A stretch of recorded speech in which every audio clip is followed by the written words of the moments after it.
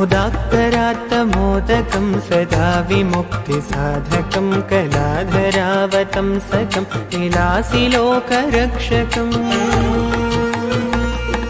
अनायकैकनायकं विनाशिते भदैत्यकं नताशुभाशुनाशकं नमामि तं विनायकम्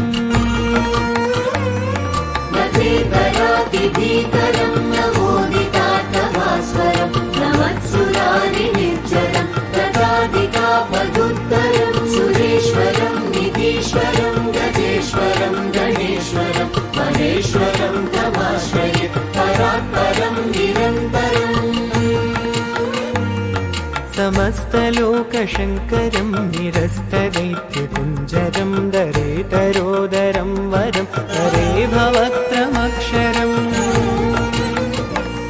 कृपाकरं क्षमाकरं मुदाकरं यशस्करं मनस्करं नमस्कृतं नमस्करोमि भास्वरम्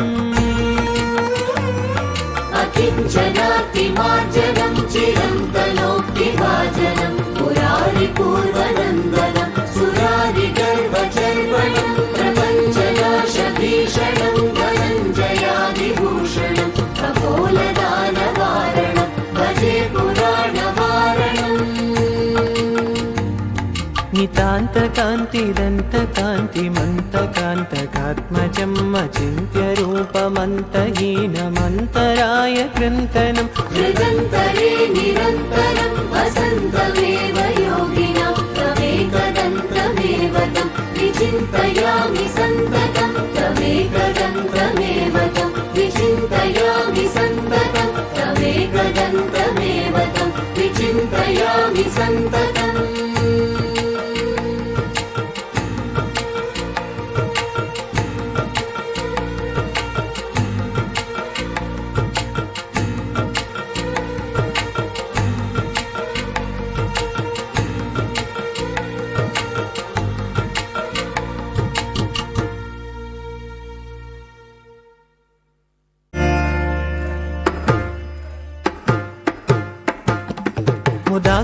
मुदाक्तरात्तमोदकं सदा विमुक्तिसाधकं कलाधरावतंसकं विलासिलोकरक्षकम्